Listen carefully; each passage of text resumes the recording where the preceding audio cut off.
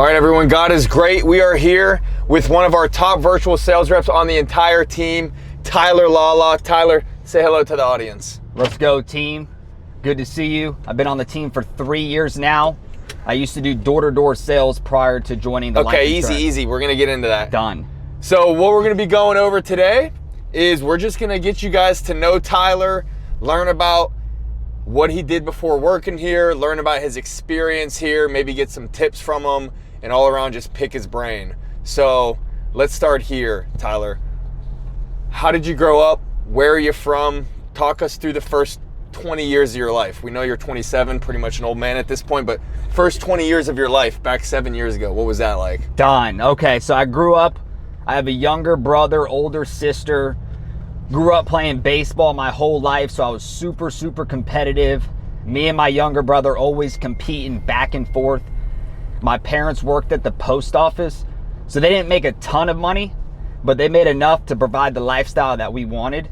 You know, picking us up every day from school. What is that? Like, if you had to guess? Your parents worked at the post office. What's not a ton of money that's different to everybody? $70,000 they were making a year. Each or combined? Each. Combined about 130, 140. Okay. But you got, you know, my dad, my mom, my brother, my older sister, you know, 5 kids in the house, or 3 kids and then 2 adults. So 140 providing for 5 people. Correct. Okay. What else? So grew up playing baseball, super competitive. Parents worked at the post office. They invested a ton of money into us growing up, you know, picking us up from school, baseball, summer ball. I went to college, so I was on a scholarship, but also still had to pay about $20,000 a year for scholarship fees. So they were helping out with that. So just a ton of money, you know, putting into me and my brother. What else? Okay, so you went to college. What year did you get into college? So I got into college in 2017. And I played college baseball. Where'd you go? So my first year I played at Lander University. It was in South Carolina. I was there for a year. I actually failed a drug test, got kicked off the baseball team. So then once I left the baseball team, I played baseball over at TCC. So I went there my sophomore year of college, played there for a year. And then I went to another Division II school in North Carolina, which was called Mars Hill University. I ended up playing there for 3 years, and then I graduated in 2022. 2022, okay, now a very important question that everybody's always wondering. Do you think college was worth it? And would you recommend, let's say when you have kids one day, if that ever happens, we'll see, but if you do, would you recommend your kids going to college? Do you think it was worth it, or do you think you got scammed? In my opinion, it's a scam, but what do you think? I don't think it was worth it. Now, coming out of high school, do I think I was ready for the real world? No, I was still immature. So I think it was good that I was able to go to college, work on myself, because I think coming out of high school, I wasn't mature enough for the real world. But after having 4 years of college experience, I was able to grow up a little bit. So I would say yes and no. You know, I would say no as far as like what I learned. No, that's not helping me today.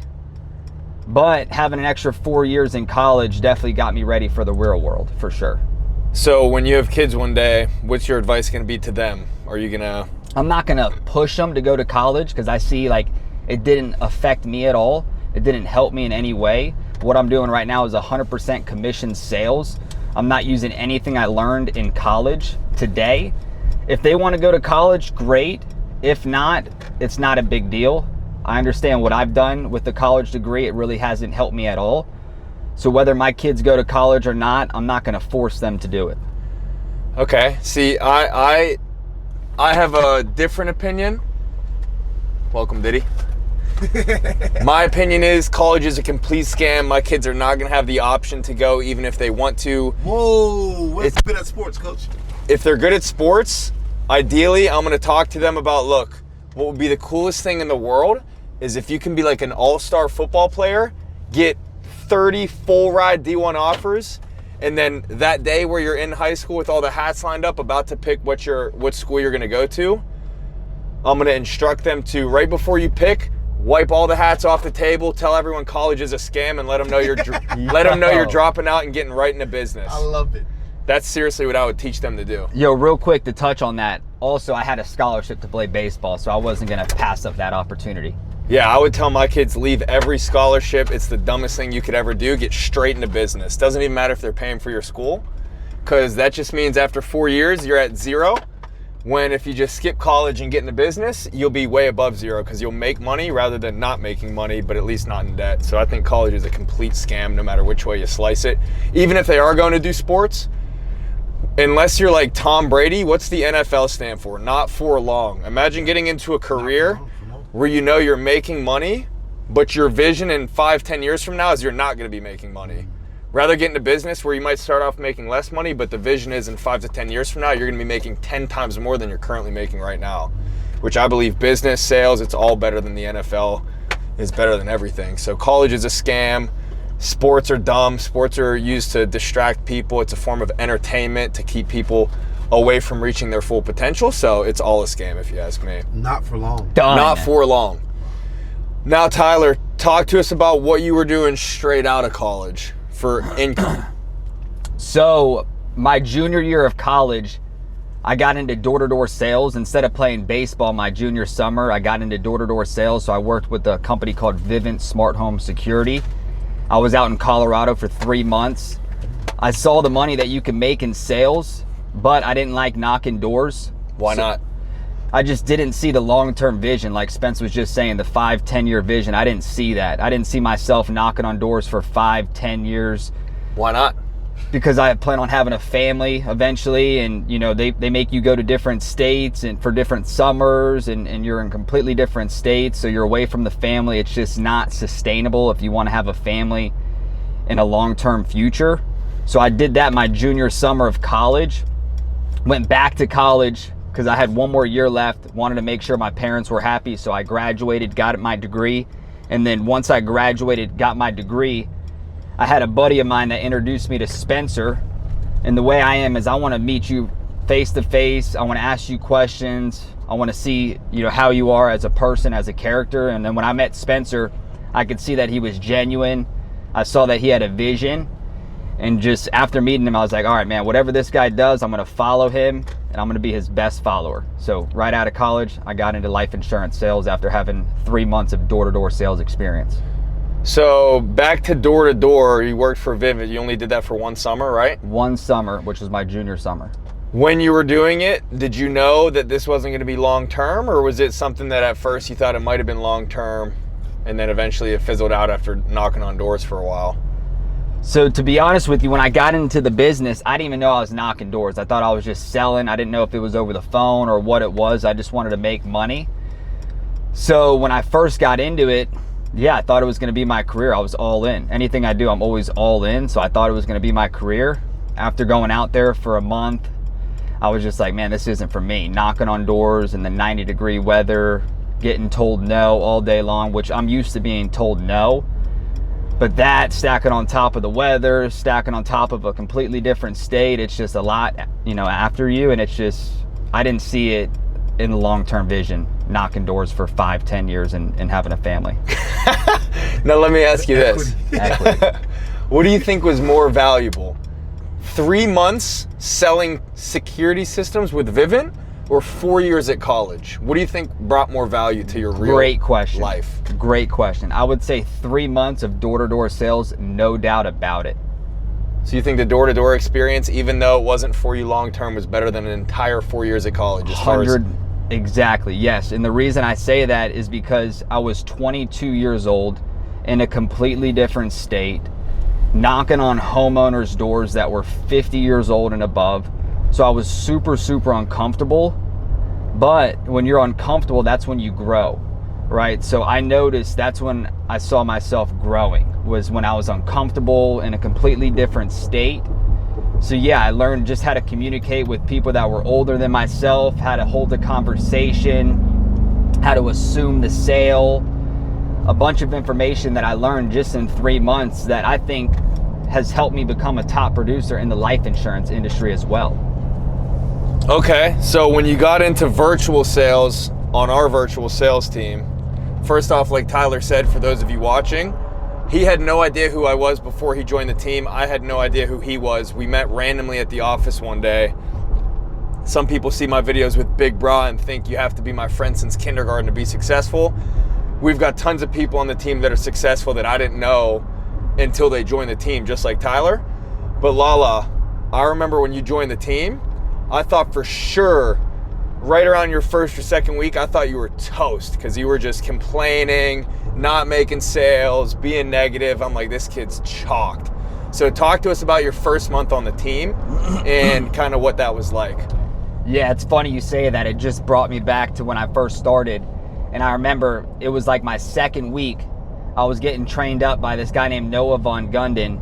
And I remember I was just so frustrated, just getting told no for the first week I was there. The second week, I showed up to the office, and about 2-3 hours into the office, I just packed up my stuff and left. I remember Noah saying that. I mean, he probably told you, Spence. He was like, that guy's not coming back. And I remember just pissed off driving home, just thinking like, man, like how soft am I just to pack my stuff up and just go home like that? I'm like, I can't do that. So next day I showed up with a good attitude, good effort. And I mean, I'd say my first month, yeah, it was a learning curve. But after that, I'd say after my first month, I was pretty consistent with the sales process. I think coming from Vivint, that helped out a lot too. But yeah, definitely the first couple weeks, I was all in my head, not bringing the best attitude and effort every single day, which I realized that's what you need in this business to have success. You got to have a good attitude, good effort. So in the beginning, I just didn't have that mindset. Yeah, so I don't even remember. Did you make any sales your first or second week? Do you remember how much? I made one sale my second week. I made about $500 my first month. $500 your first month. $500 my first month. Terribly slow start. Now, let's talk about this before we talk about your first year's results. How much different was it back then? What year was that? 2022? It was 2017. It was 2022 because that's when I graduated. Yep. How much different was it back then when you started compared to now? And what's the difference? Do you think it was easier back then, easier now? What do you think? Oh man, it's night and day difference. The resources that we have now, the Discord, we got people presenting that you can watch, the resources, everything. The leads have gotten better. Everything overall has gotten better. The leadership has gotten better. I think it's a night and day difference from when I first started to now. Agents coming in now, you should be making sales your first day. If not the first week for sure. Let me ask you this. If you started over, join the team now with the current scripts we have, resources, training, and everything that's available for our new people, but you were the 2022 version of Tyler Lala, how much money do you think you'd make your first month? Because when you started, like you said, you made $500. But if you started again right now with what we have, what do you think you would make? Like, how big of a difference is it? I mean, I have agents right now on my team with the same talent level as I had when I first came in 2022. They're making $2,000 to $3,000 a week right now. So you think you would have made around between 8 to 12 grand your first month? Easy. Now, let me ask you this. Even back then in 2022, before we had better training, better systems, better scripts, better leads, better leadership, how much did you end up making after your first 12 months, even though your first month you only made $500? Yes, so good question. So my first year, I told Spencer coming in, I wanted to make $100,000. That was my goal. I graduated college, played baseball, super competitive. So I was like, Spencer, I want to make $100,000. What do I have to do to make $100,000? He said, show up every day, 9 to 12 and 3 to 9 with a good attitude, good effort, and I'll show you how to make $100,000. So my first year, I made $118,000.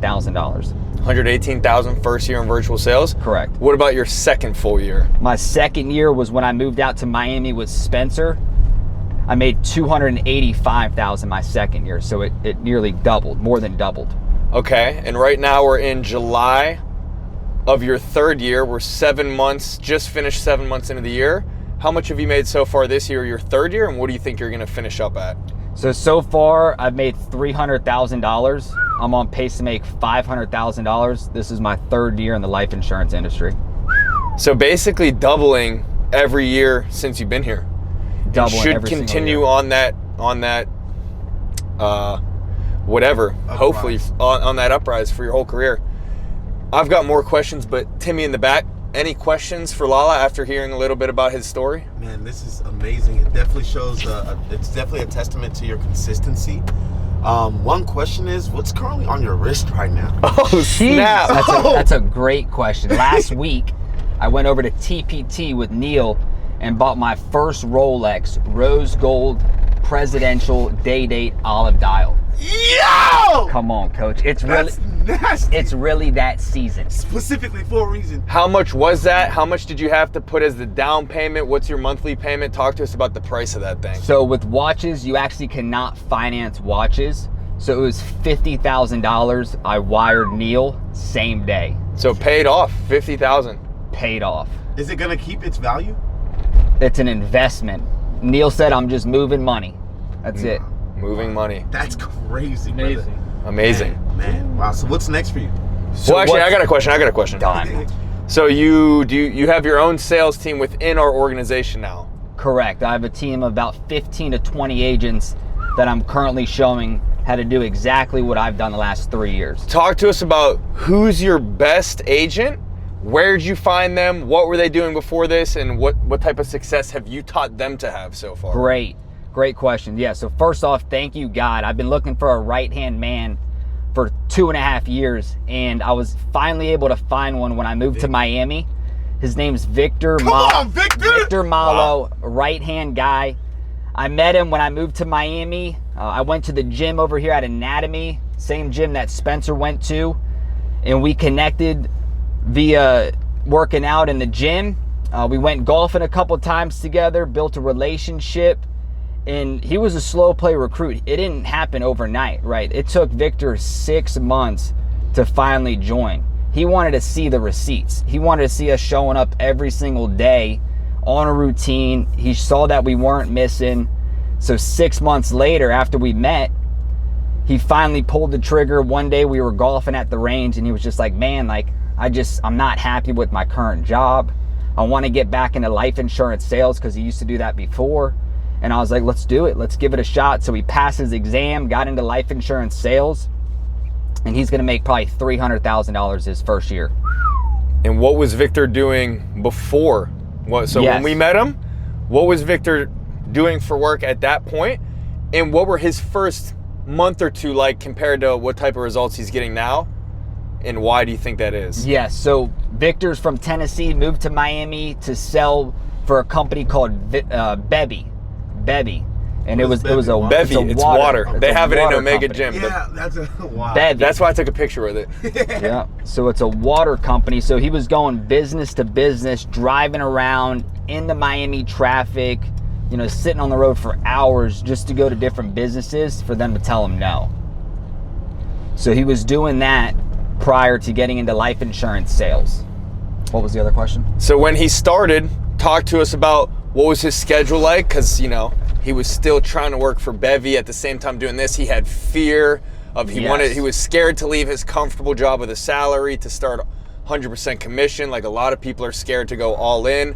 Talk to us about his results before he went all in versus after he finally quit that and went all in with the virtual sales with all his focus and energy. Yeah, great question. So just like everybody coming in with another job, he was kind of 1 foot in, 1 foot out, didn't really want to lose that salary because he was comfortable, he was complacent, he knew it was going to keep coming in every single couple weeks. So when he first came in, he was kind of half in, half out, right? He was chasing 2 rabbits. They say the one that chases 2 rabbits catches none. 0.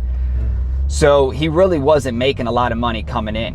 What examples? I would say he was making maybe a couple thousand a week, if that, which his vision, he wants to provide a legacy for his family. That wasn't enough for him. He wanted to make 5,000 coming in, 10,000 a week. So when he first started, he was maybe making 1,000 a week. And then I want to say it was about his first month, maybe 2 weeks in, he got an email from his company. I guess they found out that he was working with us. So they pretty much terminated him. And it was a blessing in disguise because once that happened, he went all in. And now he's been with us since January, so little over 5-6 months, and he's making $20,000 to $30,000 a month now. So it's a blessing in disguise. What he thought was bad news when he got fired ended up being good news, because sometimes with us, what I've noticed is if you're half in, half out, you're really getting like 10% of the results you'd get if you went 100% all in. So if you're working half time with us and you're making $1,000 a week, you would think it would make sense that if you went full time, you might start making $2,000 a week. But really what I've seen is the people that go all in end up getting 10 times better results, because when you're fully focused with all your energy and time, the results compound, your skill set gets way better, and your results end up being 10 times better rather than just 2 times better, even though it's just double the time. Compound interest. Compound Yes. interest, accrued taxation, all of that. Woo-hoo-hoo-hoo! Talk to us about, more importantly than the money, what was Victor like before he joined the team? Mindset, faith, physically, versus what he's like now.